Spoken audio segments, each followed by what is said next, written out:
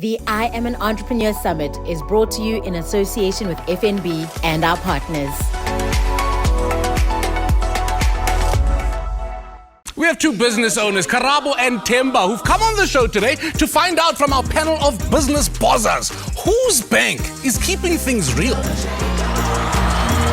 Temba, what does your bank cost your business? You see, I pay R5 for the account and about 500 Rand for the payment device. And you, Karabo? Well, with FNB, their app turns my phone into a payment device, so our customers pay us on the spot. I also get Mahala Charge, unlimited card swipes, and a free business savings account that allows me to set aside money from my main account for future projects. Oh, and we can also withdraw money for petty cash at no extra cost from a Checkers and other retailers. And the monthly account fee? 0 monthly account fee. That's why it's called First Business Zero. Well, it looks like we've got a winner, ladies and gentlemen. It's obvious which bank keeps the costs low while running your business or even just starting up. One simple change makes a big difference. Switch to FNB, Bank of the Changeables.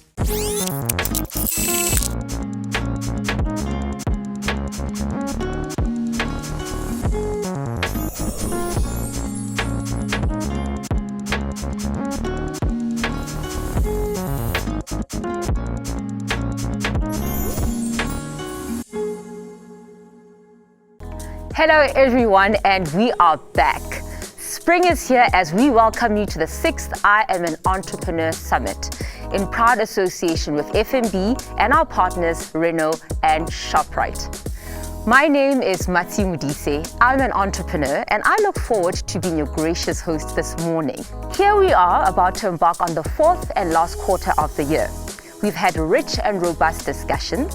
We've covered numerous key topics such as franchising, building teams, and in the last month we discussed personal growth and development and the need for you as an entrepreneur to do the inner work. You've been part of this journey and we understand that when you win, we win. In today's topic, we discuss the big F word in entrepreneurship, and that is funding and how to get it right. Many would say that one of the biggest challenges, stumbling blocks, and hurdles in your business journey is funding. And yes, of course, funding is important, but believe it or not, funding is not the end all or be all in starting your business journey. There are many other dimensions to consider when getting it. You have to ask yourself some questions such as, why do I need funding for my business? Is this the right time to get funding? What kind of funding do I need? Is it debt? Is it equity or perhaps crowdfunding?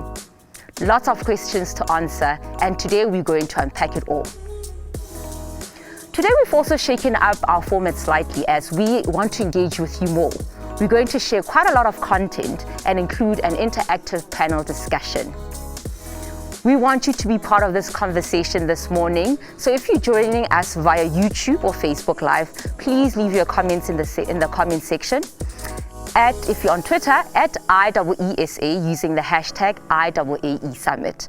And for those of you who are on our data-free stream, you can send us a WhatsApp on 078 350 0768. Up next, we share a moment with Dumi Parque, the MD of Zenzela Fitness. He is dynamic, creative, a pioneer, and has helped people change their lifestyles through his growing gym empire. But he also has a story to tell about his journey to funding his dream. Take it away, Dumi.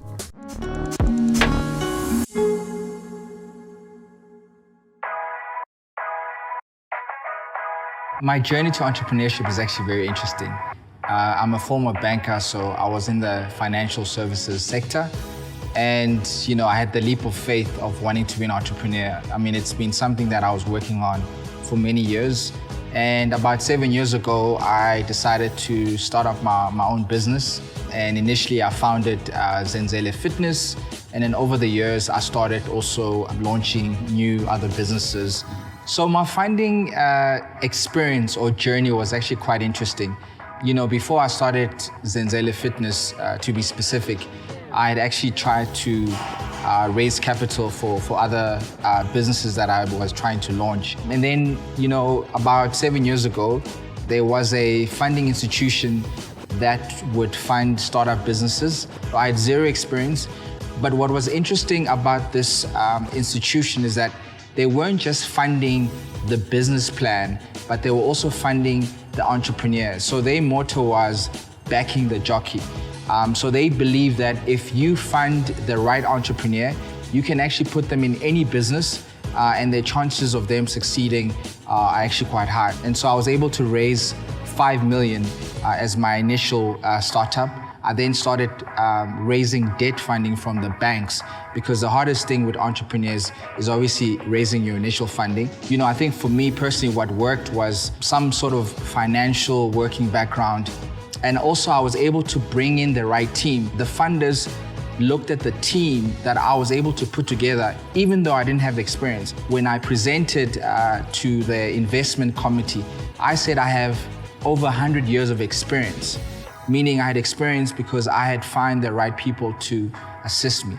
And that's what made the approval for me to actually get my first funding. And so I think as an entrepreneur, you need to understand what kind of business do you need. In fact, sometimes you actually don't even need funding if your business is not capital intensive. With my business, for example, with Zenzela Fitness, as you can see, there's a lot of equipment that are required. And so you have a very capital intensive business, which will then require you to actually have that capital to start the business. I also needed business development capital for me to pitch, present. In fact, it took me about 2 years just to get my first deal. And so the funding was actually very good because it allowed me to, even though I was burning cash over the month or 24 months, I was actually able to do that because I'd actually raised enough capital. For me, it was equity funding. That was the first initial funding. Because I had no collateral, the only collateral I was myself and the promise to the investor. And so they said, okay, cool, let's actually take equity in your business. And over time, whatever sort of agreement, as your business grow, you can actually then buy out and actually retain your shares as an entrepreneur, which is what I did. The cycle of getting funding in South Africa, to be specific, can be very long. Find an investor who's not just putting money into your business, but who's also going to help you to find new business, because there's no point in you having the cash, but you actually don't even have the market to actually grow your business. It's about the business development, the sales acquisition, the growth, and that sort of strategy is something that is also important for me. And I think it is something that most entrepreneurs should consider. The key lessons to any entrepreneur who's trying to source funding: what is the execution plan? How are you going to be able to execute? Funders don't look for great ideas. They look for people that are able to execute those ideas. And so if you are able to show your funder the steps and the process of how you're going to execute to make the business successful, to make the business profitable, your chances of getting funding are very close. A banker turned entrepreneur, a man with a great vision. What's good about Dumi is that he was very clear on what type of funding his business needed, and also at what point he needed to get it. I hope all of you are taking some serious notes. Up next, we have the Business Doctor, which takes a snapshot into quick fixes for your business. Kitumetse Lekaba, our MD at I'm an Entrepreneur, goes into 10 main reasons why you do not get funding. As upsetting as it is when you do not get that funding, ask yourself the question, would you put your own money into this idea? Let's reflect on that for a couple of minutes with our Business Doctor.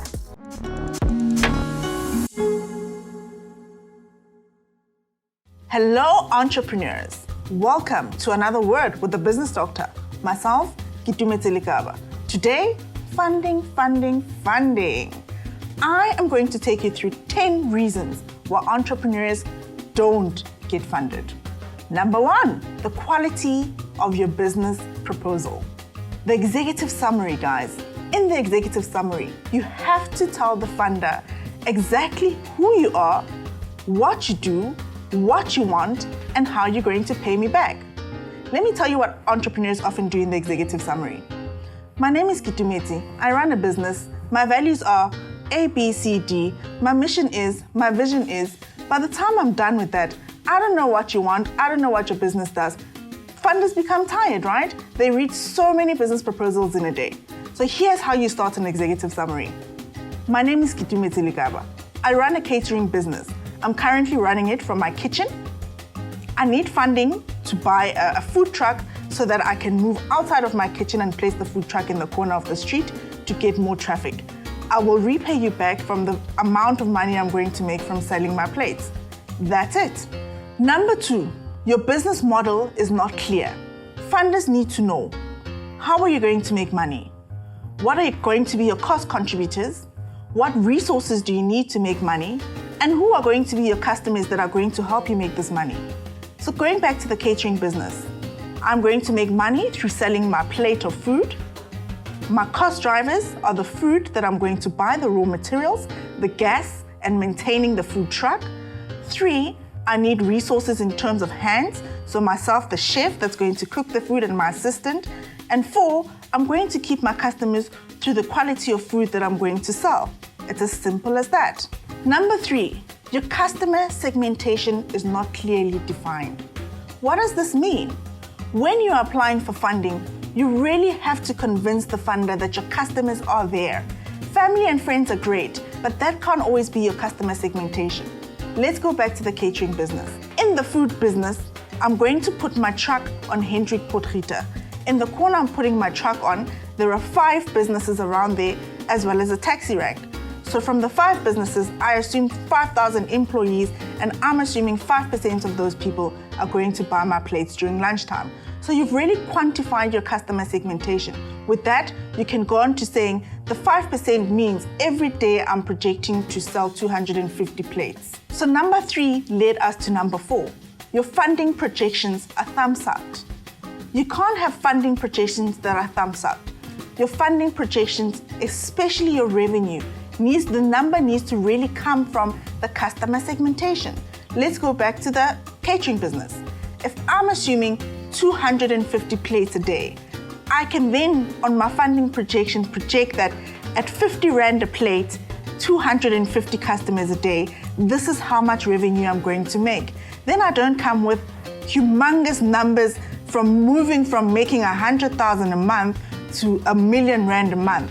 Surely that is an unrealistic target to make as an entrepreneur, and most entrepreneurs really do not base their projections on facts and customer segmentation. Number 5, your funding amount is not validated. When you're looking for funding, you can't estimate the funding amount that you're going to need. You have to do the homework of going and sourcing quotes so that your funding amount can be validated by quotes that you've obtained from certain suppliers. So if you need the food truck, go and look at 3 alternative quotes that you can use to show the funder that you've done your homework in terms of what it is you need, the resources that you need, and the costs are exactly what you need in your business to move your business forward. Such great insights, Gitu. And remember, we want to hear from you at home. And if you're joining us via YouTube or Facebook Live, keep posting in the comments section. If you're joining us via Twitter, at IAAESA, using the hashtag IAAE Summit. And if you're joining us via our data-free stream, send us a WhatsApp on 078 350 0768. After the break, we will hear from you and also our business doctor. Stay tuned. Mzansi, welcome back to the Changeable Show. Now, our contestant Keegan is in the final round competing for 1 million rand. Okay, Keegan, this is it. For 1 million rand, what can you do for your business on your bank's app? I don't want to risk it, so I'm going to call my banker. Keegan's calling his banker. Relax, he'll pick up. Unfortunately, all our bankers are currently unavailable.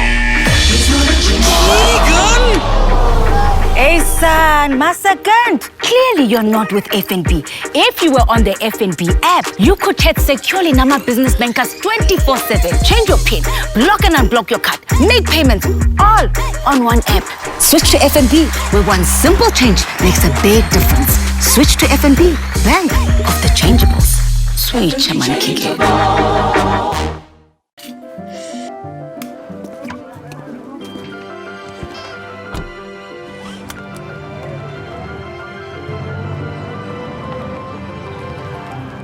shouldn't have to drive here. The all-new Renault Triber. Space for everything. Renault, most fuel-efficient brand in SA. Welcome back to the I Am an Entrepreneur Summit in proud association with FNB. Let's continue with the second part of the Business Doctor as Dumi takes us through more reasons why you do not get that funding.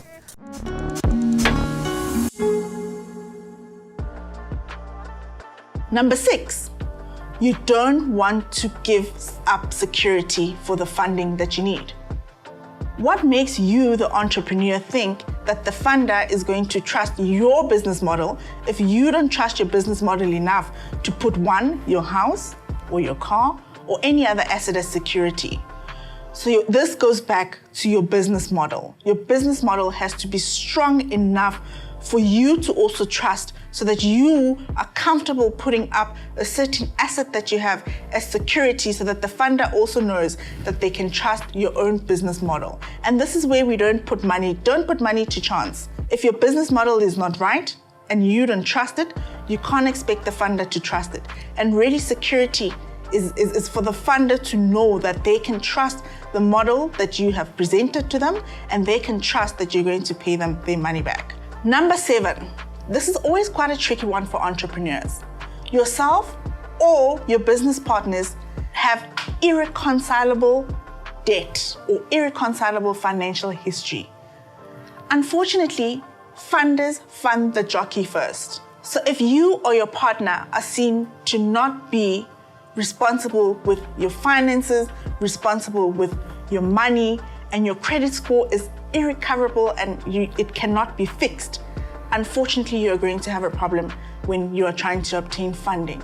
So before you even go and look for funding, just make sure that your team members and yourself as the entrepreneur, you have credit score that is recoverable and reconcilable. Number 8, also quite a tricky one. You don't have business history. Unfortunately, funders do look for a track record. Let's go back to the catering business. You have to start by selling the food and the plates from your own kitchen before looking for funding to buy the food truck. Funders don't often fund ideas. You have to start with what you have, where you are, so that there can be traction in your business and funders can see that you have the ability to sell and you have the ability to gain customers in the food business so they can trust you with the funds to go and buy the food truck and they can trust your ability to run the business and to gain customers for your business. Number 9, entrepreneurs often spray and pray funding applications. Don't do that. You have to research the funding that is available based on what you need. Don't waste time putting in funding applications with funders where you already don't qualify. They're not going to change their mind because you are a black business, a woman-owned business. If you don't qualify for that specific type of funding, and if you don't meet the criteria of that specific funder, don't put in the application. Use the effort and the energy by researching the right funding companies for you and the people that are willing to fund the type of business and the type of industry and business that you're in, and submit applications where you actually qualify to get that specific funding from that specific organization. Lastly, and the 10th point, your company cannot afford the funding that you are applying for. So let's go back to the catering business. If you have projected that with the funding that the organizations are going to give you, you are going to make 250,000 Rand a month. We have to calculate and work on our cash flow projections to see if the business can actually afford that specific funding. So let's start at the 250 a month. From the 250 a month, you'll probably need to take off first the raw material costs that you're going to have, say about 75,000 Rand. You must take off the gas that you're going to use, that you're going to be in the food truck with, the licenses that you are going to be paying for when renting and putting out the food truck at the corner of the street. You need to take out salaries for yourself and your employee or your assistants. You need to take out cleaning material and any health and safety issues and costs there. You would need to take out PPE. You would need to take out cutlery and crockery where you're going to serve your food in. And once you've taken that out, you're also at a threshold where you are earning more than 1 million per annum. So you need to take out the VAT that you need to pay to SARS there, which is roughly about think 36,000 of that amount. And then you must still take out whatever rentals and any other additional expenses, repairs and maintenance, and any maintenance costs for your food truck. So once you've taken all of those costs out, then you have an amount left over. From that amount, in accounting terms, we usually call it profit. Let's call it a cash surplus. Now, if your cash surplus is lower than the loan amount that you would need to pay, then you definitely cannot afford to pay the loan. So you have to make sure when you are doing your cash flow projections that your cash surplus can sustain the monthly amount that is required to pay back the loan. I often tell entrepreneurs, at this point, this is where you really have to work backwards. If your cash surplus to be able to afford the loan needs to be 100,000, then you have to work backwards to determine how much and how many plates, in the catering business example, do you really need to make to be able to make that 100,000 surplus. Working backwards, you might find that the 250 plates are actually not enough. You probably have to make 300 or even 400. Then you have to go back to think, can the food truck actually sustain that? Does the food truck have capacity to give me that? And if it doesn't, then you go back to your drawing board and refine your business model and refine your funding proposal. I know, that was a mouthful.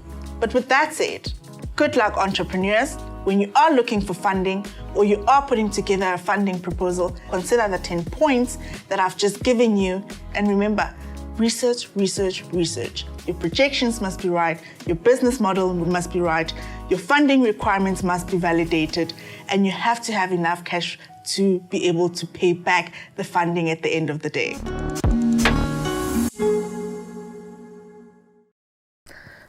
Don't you just love entrepreneurs and their zeal for a good deal? Their hunger for always closing, their hustle, their inability to take no for an answer. In our next segment, we go around the country looking for businesses and entrepreneurs with great stories to tell in our word of mouth segment.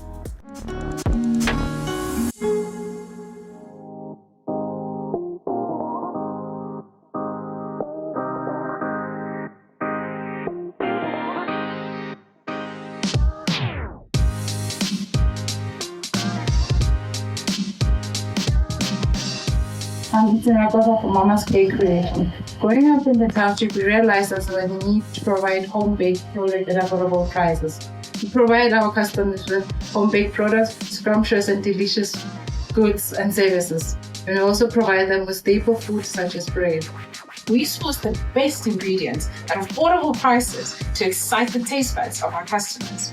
We bring our customers together over tea and our delicious biscuits and scrapes. We also provide memorable experiences with special event cakes to celebrate our customers' big moments, such as weddings and birthdays.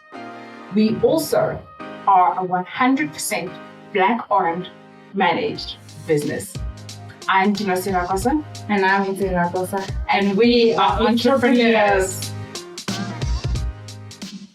Hi, Thabo Ramabodu here. One of the founders of Ramotelo Real Estate. What do? We sell real estate, but not only do we sell real estate, but we're moving into the processes of developing real estate as well. What makes us great, we ensure that whenever you are buying a house, it's not only a house, but is a home for you. That's where our mission statement comes in, where it says, our excellence is your home. One of the things that I've learned in this industry is that it's not easy and it takes time. I am Thabo Ramabodu and I am an entrepreneur. My name is Thandida Ramano. I'm a mother of 3 kids. Cherry is your geoservices. We provide geoscience services to the mining and built environment sector. This includes procurement of all goods and services that the client requires. We have a team of qualified and experienced geologists, geotechnical engineers, and geophysicists. What excites me the most is that we got to be part of the solution in creating jobs. Cherry is an innovative, proactive, and cost-saving company with vast experience in supply chain, export, and imports. With more than 15 years of supply chain experience, we promise to shorten your lead time by expediting all shippings while delivering top quality products to your door. My name is Thandi. I am an entrepreneur. Hi, my name is Ustanda Ndogo Omagajeni Umuhle. I am a freelance makeup artist. I do the whole shebang thing, from your weddings to your graduations to your photo shoots. I am the girl. I am the girl who does the things. And that's what makes me great, is because I love what I do, and it's all about for the love of making faces. And the greatest experiences I've learned is that people love it when you support them. People love feeling good, and that's what I love doing. So my name is Ustanda Ndogo Omagajeni Umuhle. Hashtag I'm an entrepreneur.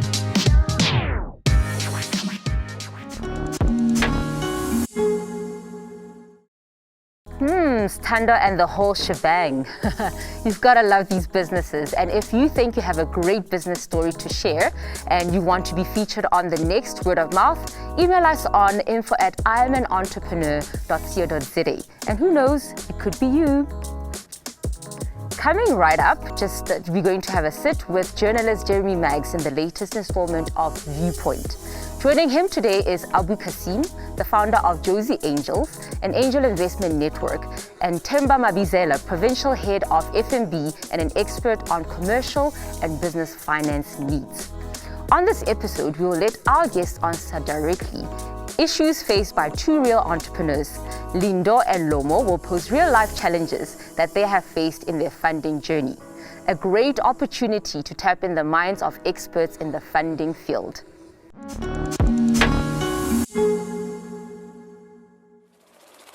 Today, it's an important program. We're going to unpack what many say is the holy grail of the entrepreneurial journey. What am I talking about? Money. Getting funding for your business. Now, finding the money, finding the cash, finding the right partner to invest in ideas, building and scaling your business is one of the biggest stumbling blocks, I would suggest, on this very difficult road on the entrepreneurial journey. I'd like you to consider this. Capital likes to be allocated efficiently. And if that's the case, how can we make sure that it is adequately allocated to who am I talking about? You, the entrepreneur. So what do you need to have in place? What kind of people do funders look at and really want to invest in? What type of businesses, I wonder, are they looking into? And what guarantees or security are those funders looking for? What we've done this time is we've gone out to two actual entrepreneurs, hard-working young South Africans, to really interrogate and to find the issues that they have had to deal with in this entrepreneurial journey of theirs. And we're going to try and answer some of the questions that they raise with two special guests with us here on Viewpoint. And I know they're going to bring a wealth of experience and knowledge to this very important funding conversation. Our first guest is Themba Mabizela, who has over 20 years experience in the commercial and business finance space. He's with FNB, and he's really seen it all kinds of funding and the different applications that come through his door. He'll be able to navigate us successfully. Joining him is Abu Kasim, who is a fund executive for Additive Capital, which is an early investor-focused organization, particularly in that fintech space. He's also the founder and the chief executive officer of Josie Angels. It's a well-known angel investor network. Gentlemen, to both of you, a very warm welcome. So, Abu, I want to start with you, Josie Angels, and correct me if I'm wrong, but the stated intention or the stated mission of the initiative is to change the funding landscape by helping more companies and specifically get through the early stages. Why is that important? Our mission really is to change the funding landscape, specifically the early stages of that funding landscape. And if you look at it, the landscape is almost shaped like an upside-down pyramid, balancing on a very narrow base. And that narrow base is the early stage funding space. Typically in a more developed market, you'd find that there'd be family and friends whose doors you can go and knock on. The average South African, unfortunately, doesn't have a rich uncle who can help you out in those early days.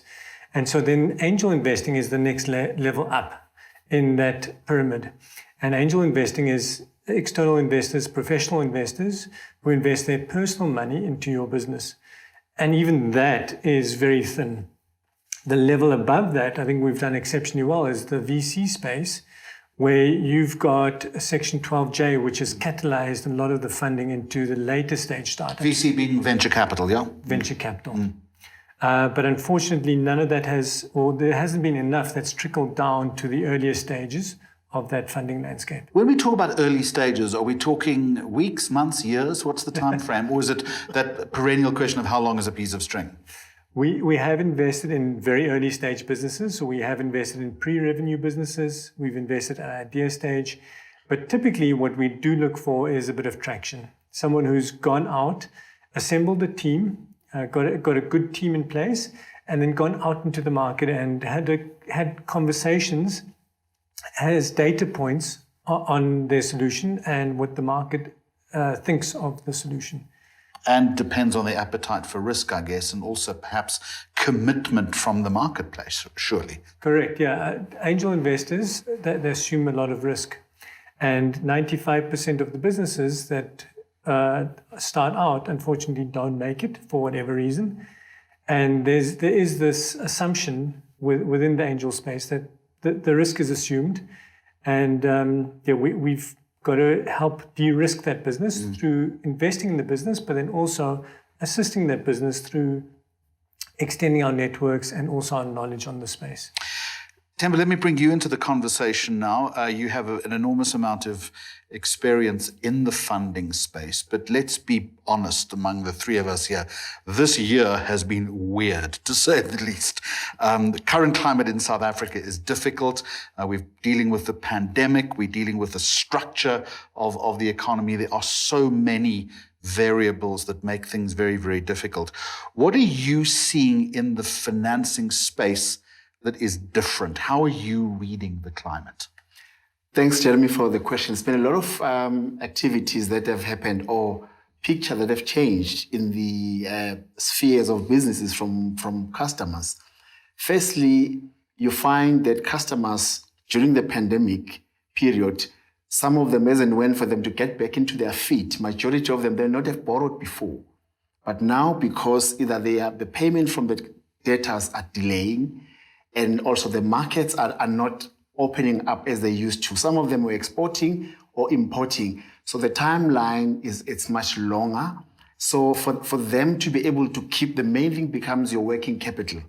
So for them to must fill the gap of working capital in terms of more ordering stock, paying salaries, all the operating costs. So you find that majority of companies, especially on the smaller end where they don't have the bigger balance sheet to sustain them, they actually come for funding. Funding becomes the major thing for businesses to be able to get back into their feet again. So it's definitely becoming one of the main important things, because some of the businesses unfortunately folded. They couldn't because not only because of them, because of their customers at times. Now I think it's important that we have to understand when a business is actually ready for funding. I want to break away from our two guests now, and I want to introduce you to two young entrepreneurs. Their names are Lindo Makaya of Lusizo IT and Lomo Senwamadi of Bashumi Investments. This is what they have to say about getting ready for funding. Have a look, and then we'll pick up the conversation. I'll be honest, I only had one focus, and it was putting one brick on top of another. I did not focus on trying to raise funds for the business at all. The nature of the business that I was in meant I service clients and customers their homes. So I'm able to raise funds through the service that I offered clients on a daily basis. So every single day I'd come back home with either the 300 rands, after that it will be 500 rands. And as business grows and people tell each other about the business I do, it'll grow to 8,000 rands a day, that sort of thing. So that's how I generated the revenue to grow my business. And from that revenue, I was able to buy more resources. When it comes to ESG programs, my advice to entrepreneurs is for them to research the company. It's very important to understand. And research, you check out the previous in programs, but when the local program nzeo bakai baitang ba benefitileng ba thusitseka eng. So what we've heard there is it's a real sweat. It's very, very difficult. Interesting views on Viewpoint with Jeremy Maggs and his guests. Family, friends, or fools, who will be the most likely to fund your first business idea? Such great insights that were shared by fellow entrepreneurs, and after the break, we'll be back with more. Today on The Changeable Show, we're looking at bankable ways to keep your business on the go. I'm at Shukushuma Enterprises where the team are stuck in an intense brainstorm. We can't be a scooter business with a Skorokoro payment device, people. I need ideas. Well, we could switch to FNB, where you can turn all our phones into payment devices. That way we'll be able to generate QR codes using the FNB app so that our customers can actually scan to pay right on the spot. And if we're on the go, we can even send the QR code on an invoice or via message so our customers can pay wherever they are. And the funds reflect immediately, which means we can keep track of our business transactions. Exactly. Wait, I got it. We could switch to FNB and I can turn all your phones into payment devices. No manini, no magopi. But that's exactly what we just said. Yes, but you guys didn't say no manini, no magopi. Hey, Malum is a genius. Hey, no manini, no magupe. One simple change makes a big difference. Switch to FNB, Bank of the Changeables.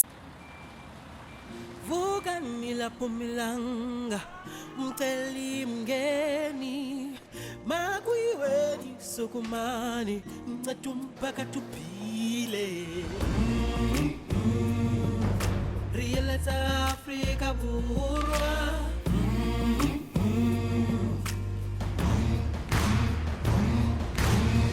Into yalondo ukuntini sithembiso sethu. Into yalondo ukuntini sithembiso sethu. We are 142,000 proud South Africans who will always do whatever it takes to keep our promise to you, South Africa.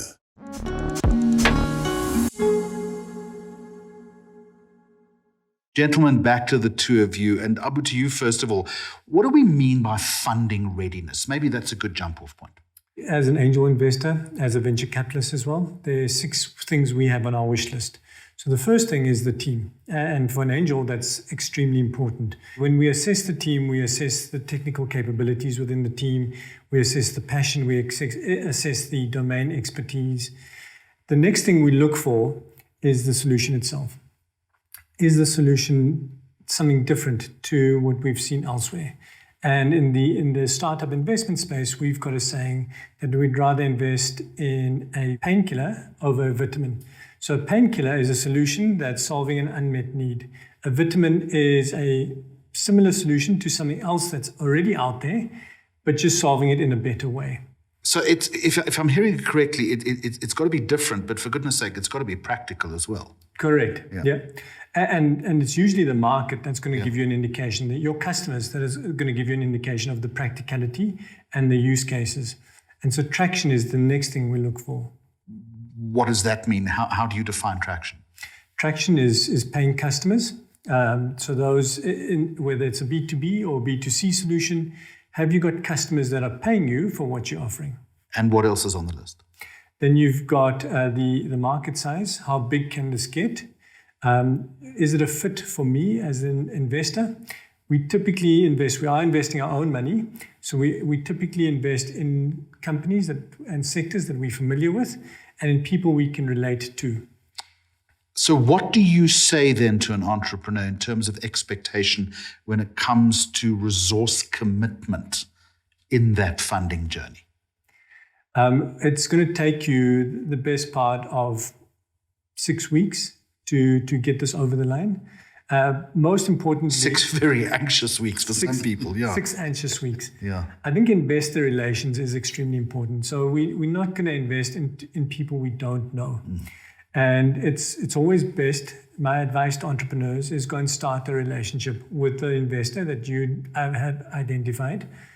And then when the funding is needed, it comes a lot quicker and a lot easier. What about the use of a consultant? Is that a good idea?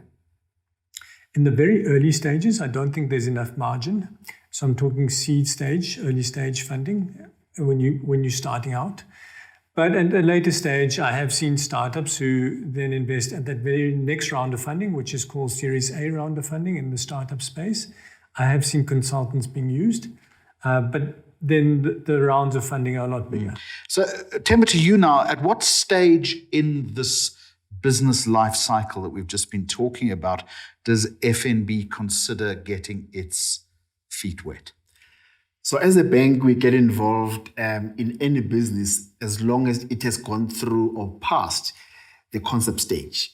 So meaning there is a product that already exists and there is a service that is being delivered. It means the customer or the entrepreneur has actually identified the market that exists. He already knows what it does. It should not have been at the business plan stage. The entrepreneur needs to be aware that financial keeping becomes important, because now when he sells 3 products, to be able to show this is how I run my business, this is how I keep my record, then there's a bank, because then we get involved in financing him. Entrepreneurial businesses are often passion projects. What do I mean by that? These are businesses that are born out of a person's deep appreciation or understanding of an idea, a dream, a concept, something that has moved them in their life.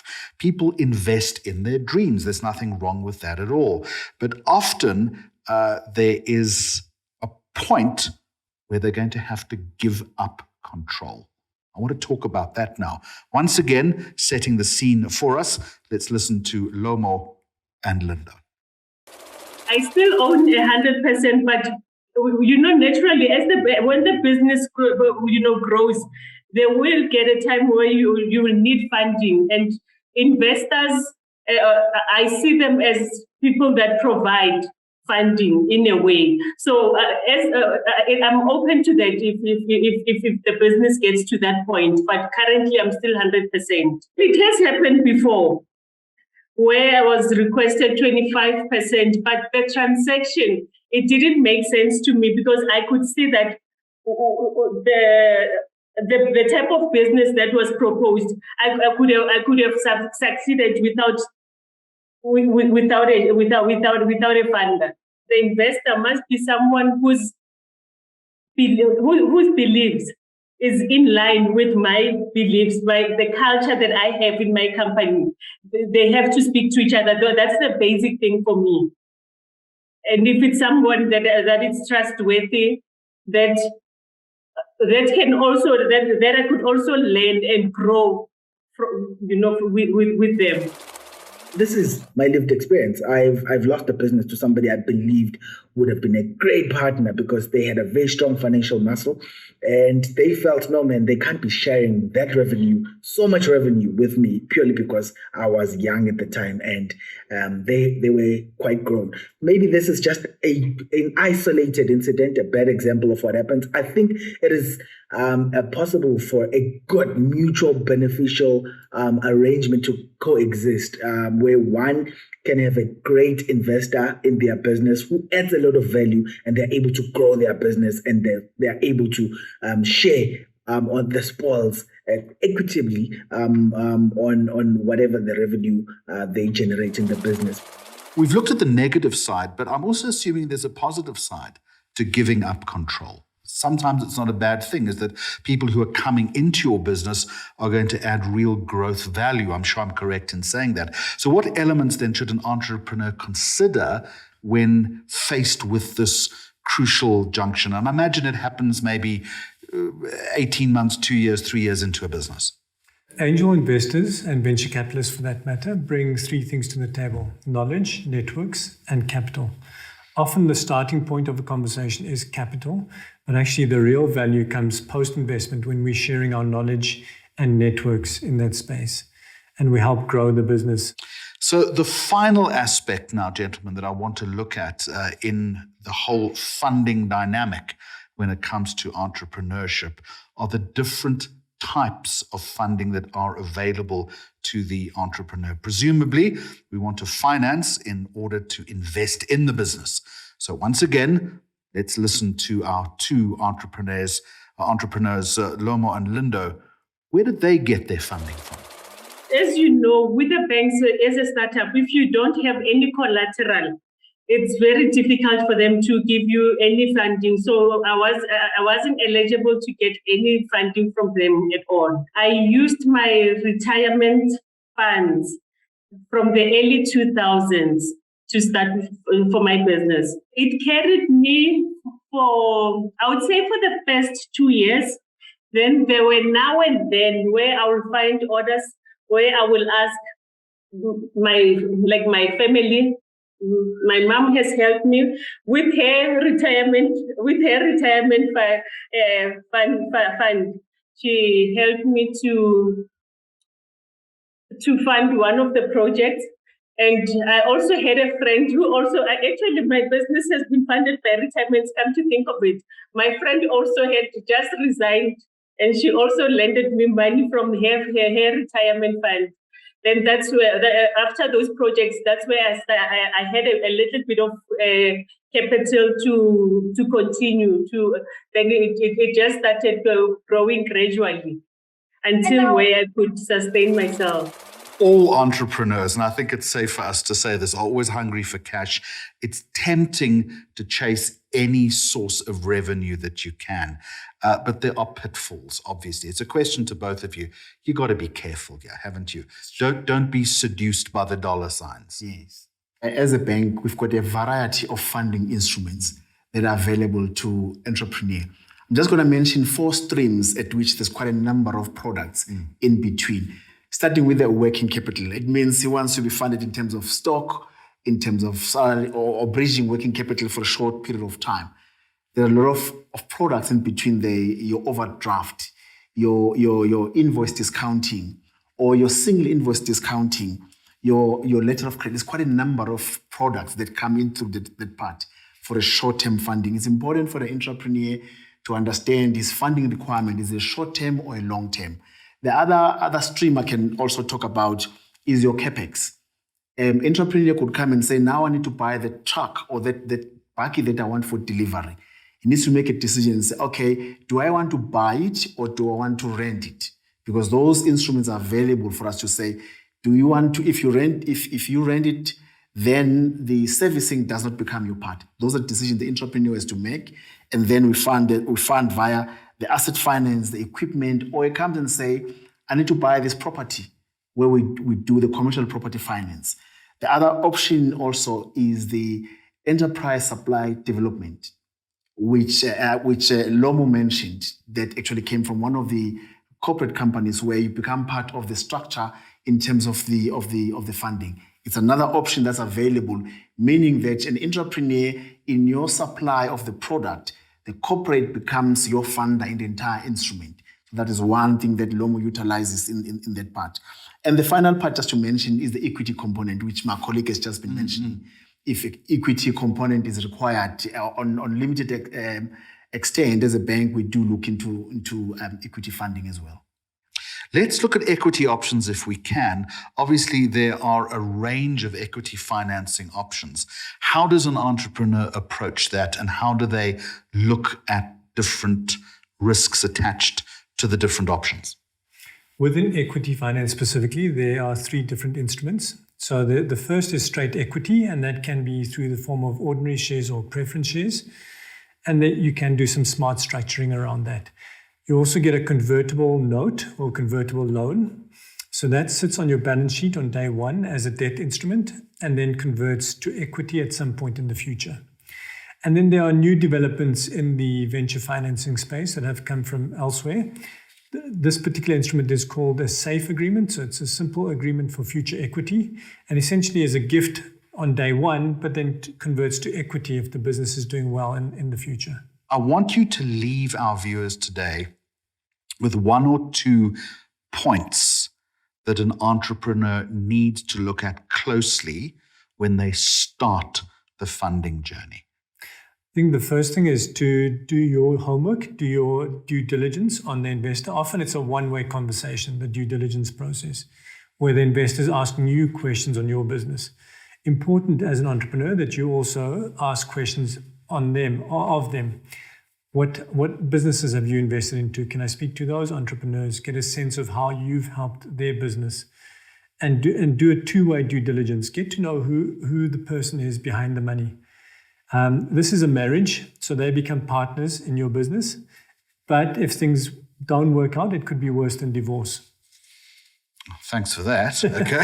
And Temba Mabizela, I'm going to give you the final word. Let's try and keep marriage out of it. Thank you.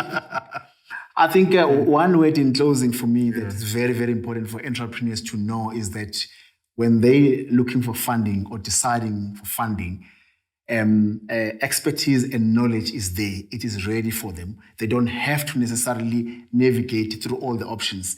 We've got relationship bankers who do that. Information is available to be able to guide them.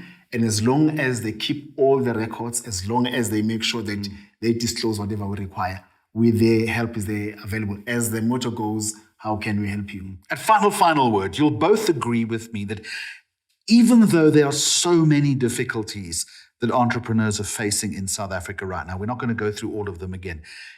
This is a good time to start thinking about it, isn't it? It is. In actual fact, as the saying goes, that people who've made lots of money, they actually made money on the downturn of economy. Quite frankly, we see quite a few entrepreneurs who are coming to the fore and say, this is an opportunity. I know for a fact it is going to fly. And as a bank, we come and assist. Last word to you. Yeah, it is time to build. I think we've got the talent, and we've now got to export some of that talent, some of those products internationally. Gentlemen, thank you very much for the information, the insight. I do appreciate you coming on Viewpoint. Thank you.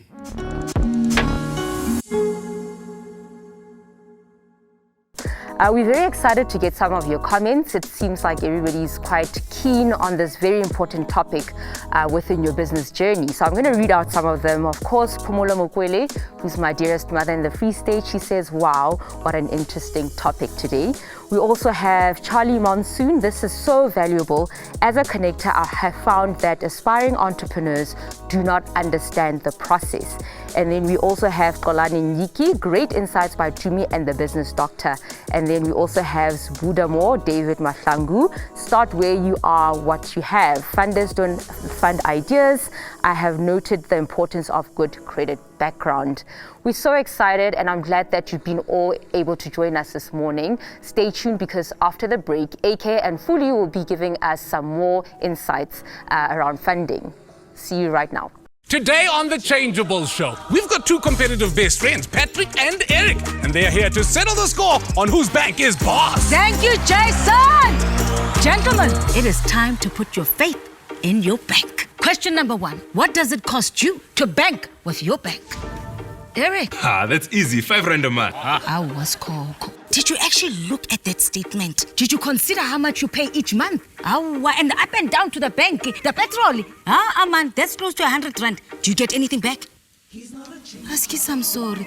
Abuti Patrick? With FNB, I can get up to 3 times my monthly personal account fee back in value, which includes data rewards on my FNB Connect SIM. Well, Nana. What? So then it's obvious.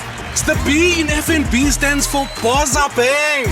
Join us again on The Changeable Show, where one simple change will make a big difference. Switch to FNB, Bank of the Changeables. Dad, it's got reverse camera. Come on.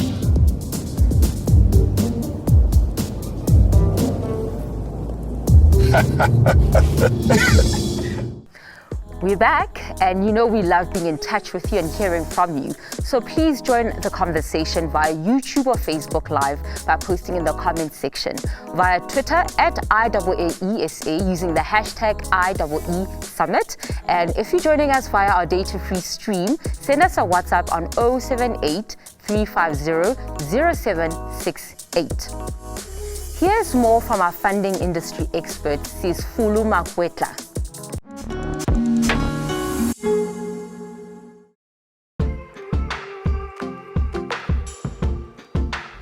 I am Fulufero Makwetla, and I am the co-founder and managing director of Third Way Investment Partners. So I'll go all the way back to where it started at university, where I'd say I had no idea what venture capital or private equity was. In my first year, I thoroughly enjoyed economics and statistics, and I converted my degree to a BCom econometrics. From there onwards, I went on to do a graduate program at Liberty. The real opportunity came up for me to get into this industry when I worked for Riskura, and there is where I got exposure to various asset classes, and that's pretty much where I started getting the feel for private equity. Following that, there was an opportunity to co-found the business that I now run, Third Way Investment Partners, with my partner John Oliphant, and basically we felt that we saw a gap in the market where we could basically be the resources that a large pension fund generally has and offer that to smaller pension funds in the market. We are a financial services provider, and there are specific guidelines and mandates around where we can invest. And so that is what informs our investment decisions. Our clients are institutional investors, and they are fiduciaries of retirement funds and really representing members' hard-earned savings. And for most South Africans, that is their only savings. And so bearing that in mind, it keeps us honest in terms of whose money we're managing and who we're responsible to. And so the guidance is that, given that it's fairly long-term in private equity markets, our fund is generally about 10 years. And so we have to consider that that is quite long. It's a partnership. You've got to look at it like a marriage, I guess. And so we have to look at it in the context that it is a partnership and it's a long-term partnership. And so we have to be aligned in terms of ensuring that we return investors' money as and when they expect to exit. So the term, marriage is usually for better or for worse until death do us part. But here there's an existing period where it has to end. And so we need to make sure that when that time of exit comes, we have made good what we promised to our investors. So when we founded our business, we had to understand the lay of the land in terms of where we would raise money from. And so being in the institutional investment industry, we had to go back and understand who are the largest asset allocators, who are the largest asset owners, who are the medium-sized and smaller funds, and have a strategy around how we would target those. So our starting point was we went to see them to explain our proposition, or at least to pitch our proposition. We felt like we had the most amazing solution, never been seen before, and to convince investors sometimes in a new area can take some time. And so I think the lesson learned there is that sometimes when you're a first, you do take time to teach and to get investors comfortable. And so you have to have the perseverance and the patience to continue to fundraise. I think fundraising is an ongoing effort by the team for any entrepreneurial business. You may have the brightest ideas, but without the funding, you're not going to get anywhere. And so we continue to make sure that our strategy looks at various networks, including the actual asset owners themselves. Our next stage was to look at all the asset owners, to look at large pension funds, medium-sized pension fund, and smaller pension funds. So our strategy was really to target various sectors of that market.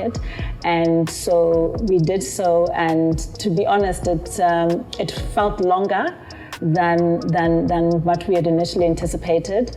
When you're fundraising and you don't close any clients, it's actually quite distracting and disheartening. But the moment you get that one client that believes in you, it kind of gets the juices flowing again and the motivation going, and you keep going. And I think perseverance and also just ensuring that you are tapping into all your networks. Sometimes your industry experience and the network that you have, it's actually like your black book, it's your gold, it's your pots that you need to tap into to ensure that you are reaching different market players and people that could potentially be funders and connect you to those that can potentially be the right funders for your business. So the main reasons we've come across for not funding certain entrepreneurs, one is if there isn't an alignment of strategy and the entrepreneur is not seeing our potential value add, that could be a deterrent. The other is not having or seeing a clear exit path. You must remember that when we go into these investments, we need to know what the exit looks like. And so we walk in there knowing that there is a term by which we need to have exited this investment, and so we need to see a clear exit path. Price can be an issue. There's always obviously a subjective view by the entrepreneur, and also there's the view by the, let's say, the private equity practitioner or whoever it may be, or the investor. And so it's finding of minds and understanding and aligning of interest. So where there isn't really alignment of interest, sometimes that's kind of where it falls apart. I think entrepreneurs need to look at private equity investors as potential partners. I think I spoke about partnership previously. It's important to know and to have that alignment of interest. The entrepreneur will always remain the entrepreneur, and he or she and their team know their business and they know their business well. But the private equity practitioners bring in a different aspect, a different network, a different skill set to the business, and in a lot of cases, a better governance structure. So I think we need to look at private equity practitioners with the value add that they may bring to the business. And in most cases, some of them are entrepreneurs themselves. And so they know what it's like to be an entrepreneur. They know how hard it is that you've worked in your business to take it to the next level. And so a partnership thinking and view of private equity may be one that could convince entrepreneurs that there's an alignment of interest. There's an African proverb that says, if you want to go fast, go alone. If you want to go far, go together. And so in the context of considering private equity as a potential investor in your business and growth partner, there's also something that I saw recently by James Clear that says, many people wish they'd started earlier. And so nobody ever says, I wish I'd started later. So go ahead, get started, and thrive in your business.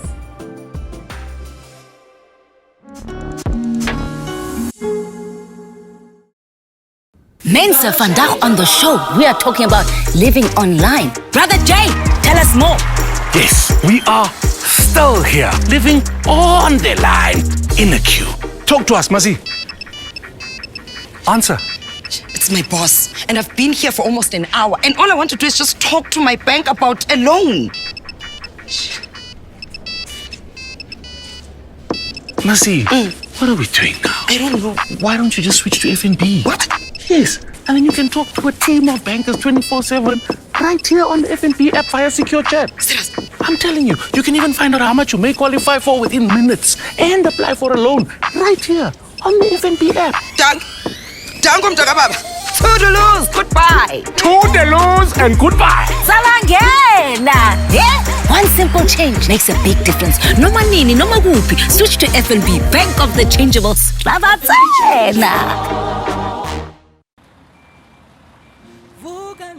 Pumilanga mteli mgeni makuiweni sukumani matumpaka tupile Realize Africa burwa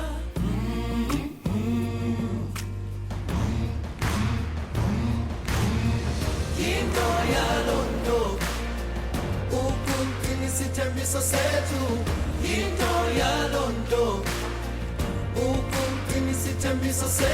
We are 142,000 proud South Africans who will always do whatever it takes to keep our promise to you, South Africa. Welcome back, you guys. We're going to start the conversation now with all of you who've been posting questions the whole morning. Thank you so much for joining us. And we've got a panel of proper experts to really get into the detail of this big topic around funding. We've got Andy Sabato who will be joining us in a moment electronically. And she is going to be handling all of the questions that you guys will have for us. I've also got Kitumetsi Lekaba. You've heard from her. She's the Managing Director of I'm an Entrepreneur and also the Business Doctor. Shall we get into it straight? How are you doing? I'm good. How are you, Andile? Good. Let me see if my sister Andiswa can hear me. Andiswa, can you hear me?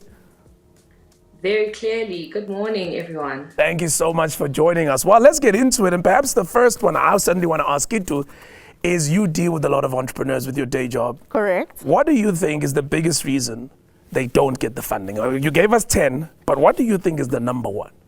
The business model. Often we don't have a correct or defined business model. And entrepreneurs take it for granted because my company is so small. Why do I need to do all the work? But the reality is, when the funders look at your business model, that comforts them that you've done the homework of what your business does, who your customers are, and how you're going to make money. Because we're in business to make money, right? Absolutely. And so do you find the same? Are you in receipt of applications on your side where you go, this is so hard to fund because clearly this entrepreneur hasn't perhaps thought through the business model? Does that often happen for you? I think that does certainly come across quite a lot. But I think in addition to that, it's proper budgeting and forecasting so that the entrepreneur is using real data and real information to inform affordability, how am I going to pay this back? And as the business doctor said earlier, those things are actually very important in presenting your business as funding ready. But many people, Andy, will typically say, banks fund people who don't need the money. I'm sure you've heard that a lot, right? Because in a way, to get to this point, I got to prove to you that I can pay you back. Well, if I'm going to prove to you I can pay you back, maybe then I don't need the money. So what is the role of banking when it comes to this funding question? Because oftentimes you guys are on the wrong side of the brunt. You know, the going conversation between entrepreneurs is, you know what, banks just don't give you funding. Explain it to us. On what basis will a bank lend a funder money, or rather an entrepreneur money? So I think before I even get into that, important to understand, where do we get the money that we ultimately lend out? And a big part of it is from our deposit taking activity. That means the positive credit balance in mine and your check account get aggregated, and then the bank in the meantime goes to invest that in different ways, one of which is lending to other businesses.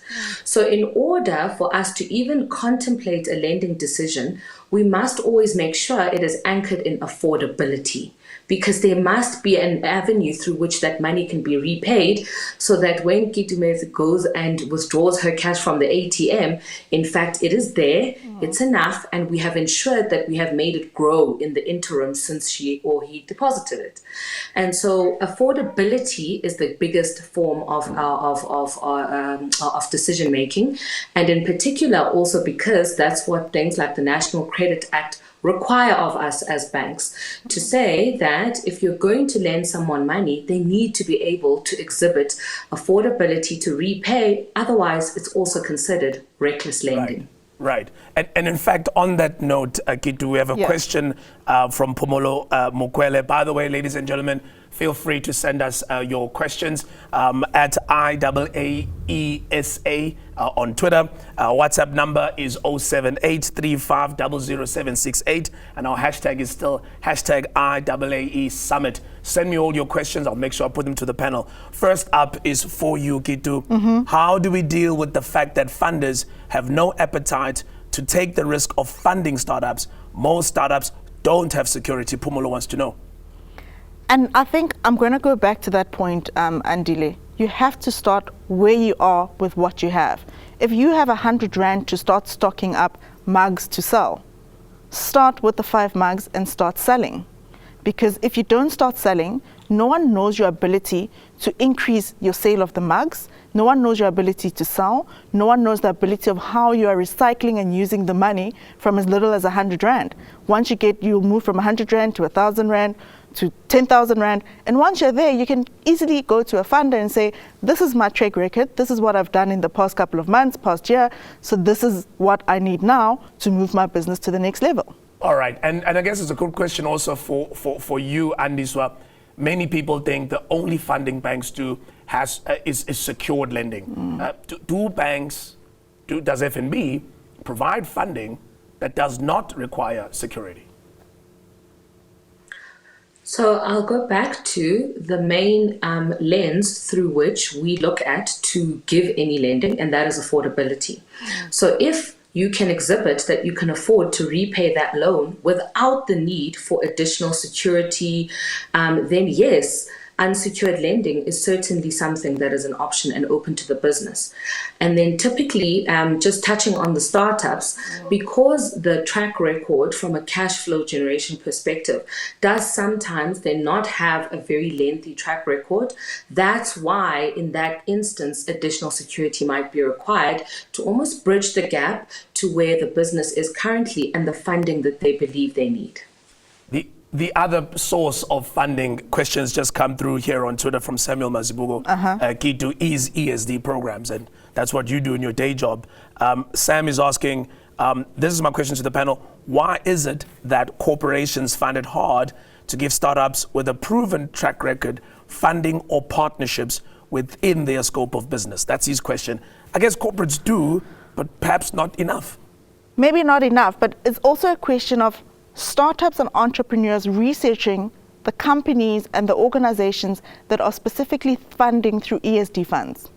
Because we do have a lot of organizations funding startups, development, impactful funding that is at a discounted rate. So you're generally getting it at a cheaper rate, and sometimes you're lucky you get grants from it. So you as the entrepreneur need to research, in my industry, which companies are willing to fund me through ESD fund, an impact fund, or willing to give me a startup fund to grow my business to the next level, because we do have quite a lot. But the reality though, ladies, Andy, so you might want to weigh in here. The reality is that, first of all, business is tough.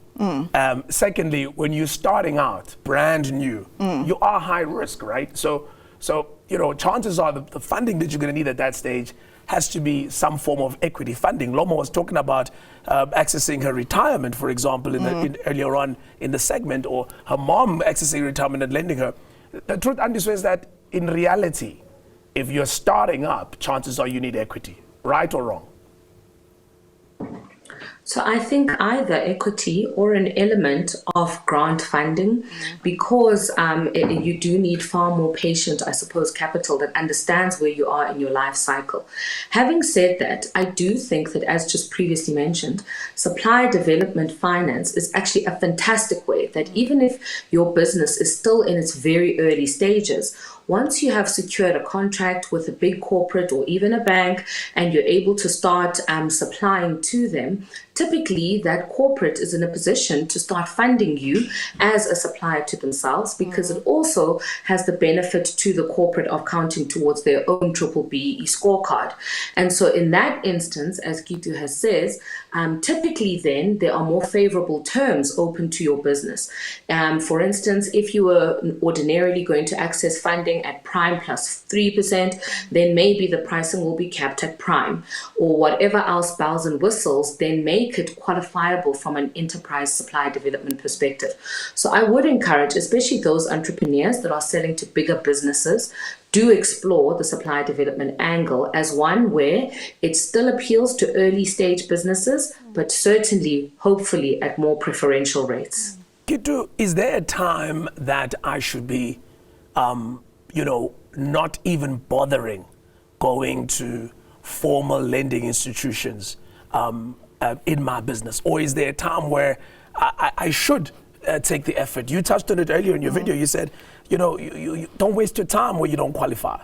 So if I'm starting out, or I'm kind of at the traction now, I've got customers and I need some levels, or maybe I'm now mature, at what stage, who should I go to at different stages so that I don't waste my time? Because half the pain is just the rejection. So maybe I can save myself the pain. You really can. And I think this is where I always say entrepreneurs need to start looking at, do I need funding or do I need to sell products to improve my cash flow? And at the time, as and when your business is growing and gradually growing and you're reaching certain stages of your business and where your business currently is, then you need to decide who then at that point is the best funder to fund my business. Because sometimes it is the commercial funders, sometimes it is an ESD program, depending on where you are. Because also you need to be able to do research in terms of, is that fund at that specific point in time where I'm looking for the funding open or not? Because there's also windows to these ESD funds. So you have to know when the open window is to access the actual ESD fund. Got you. And I guess also, you know, the important thing to note, ladies, is that funding by its nature, Andiswa, is about providing capital to access a commercial opportunity, right? It's to facilitate a commercial transaction. So I have an order, I need to manufacture, and then deliver to my client. I need money to manufacture. If I don't have an order, there is no way I'm just going to get funding. So we also need to get our psychology right. That funding is not this right. The only answer. It's not, and also it's not like you do it. It's not something we all get dished out. It's there to provide a very specific and play a very specific role. Andiswa? And I think that's why it's also important that even if your business does qualify for an element of funding, if you don't need it, it's as important to say no as it is to say yes. As important to say no as it is to say yes. Let's move on. I've got Sbusiso here also talking about surety, and I'll read his question, but I think you ladies already touched on it. Why is it every time we look for funding, we're being asked for surety in the form of assets like property? I mean, if you're still building, most entrepreneurs don't have any assets to show. This is one of the stumbling blocks for entrepreneurs.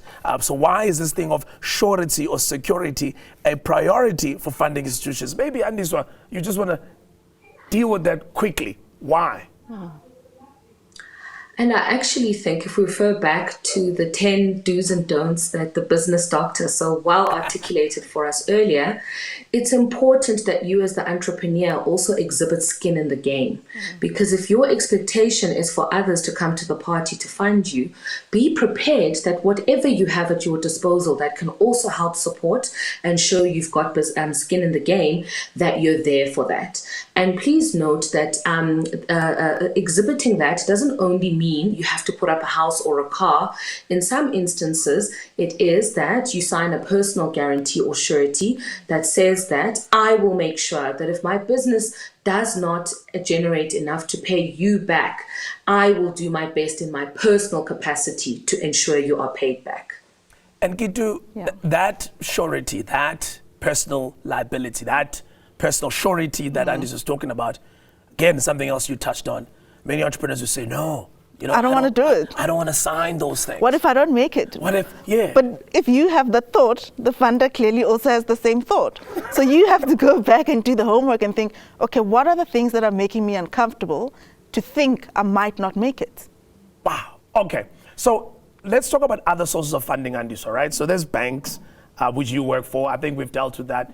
But there's also other types of funding other than ESD that Gitu touched on, from likes of the DFIs, institutions that are set up to support women entrepreneurs, youth entrepreneurs, or different provinces have got those setups as well, government institutions. Is it a good idea to also explore those if you do qualify, in your opinion? I do think so, especially because by its very nature, government is trying to also meet a developmental need. And so in that regard, might have different funding options open to entrepreneurs that aren't purely anchored on the commercial aspect of repayment, affordability, etc. And so as it pertains to then potentially accessing grant funding, which is money that you access without an expectation for it to be repaid. That kind of stuff is exactly where a lot of the development finance institutions in South Africa are playing, because essentially if you're able to get that from one of the development finance institutions and then you marry it with whatever debt finance you then qualify for within a bank, hopefully you have a fully funded check. On that note, I think it's a good time to wrap. Thank you so much, ladies, for joining us. Thank you, by the way, to all of our viewers for sharing all of the questions that you did. It really makes for an interesting conversation. Last thought from me is absolutely to reiterate what Kitu and Andy already said. Make sure, one, you need the funding. But before you go asking for funding, make sure you have a commercial opportunity. Funding is not this thing that gets given to all of us. We're not due funding. Funding will come to you if you can display a commercial opportunity. I have a customer, they've ordered XYZ, I need to go and make it. Please fund me to make it so that I give it to my customer, they pay me and I pay you back. That's a real opportunity. So start with the commercial opportunity. Matsi, I'm done. Well done, team. Well done. I think that was just amazing. It was very informative and very honest. I think it's important that entrepreneurs understand that funding is not for everybody, and also understand at what point in your journey do you need it? Do you really need it? And I always say, would you put in a cent in this idea? Your own cent. So thank you very much for that, and I'm quite excited that our viewers out there have been enriched with a lot of wisdom and the insights were on point. So right now we are going to go into the pearls of the hustle and gather some wisdom.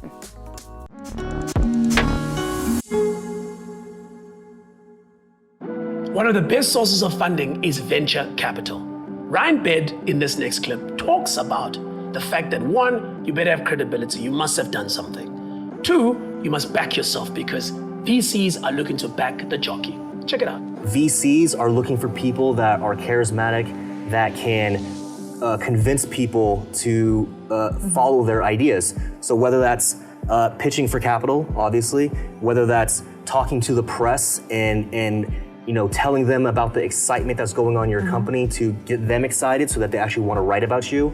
It's so that when you're pitching to key hires, typically at companies that are, hundreds of times bigger than you, you got to convince a key hire to leave that company, probably get paid less and get equity in your company.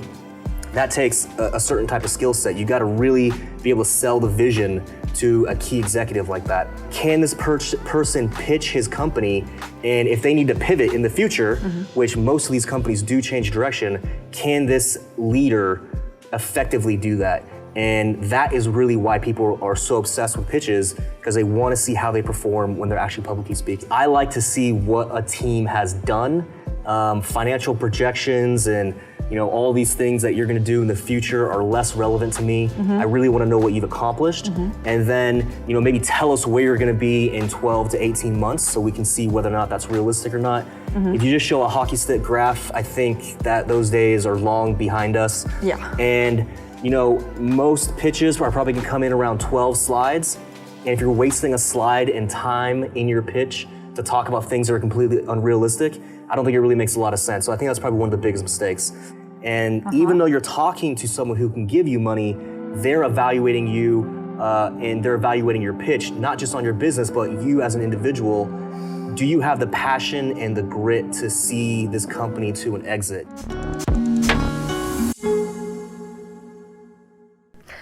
Now, I hope the big F word in entrepreneurship is no longer as daunting as you thought it would be. Our guests, entrepreneurs, funding specialists, and panelists have hopefully demystified the funding dilemma in your business journey.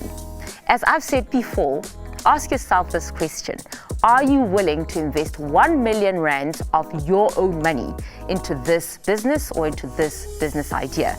And if the answer is yes, then you're probably investment ready.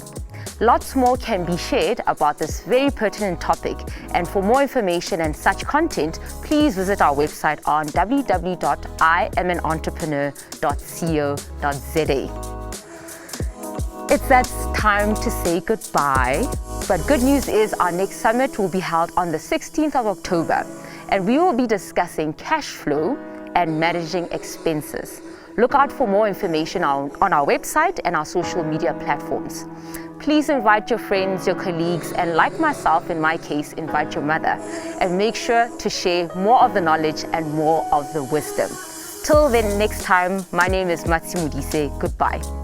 The I Am an Entrepreneur Summit is brought to you in association with FNB and our partners.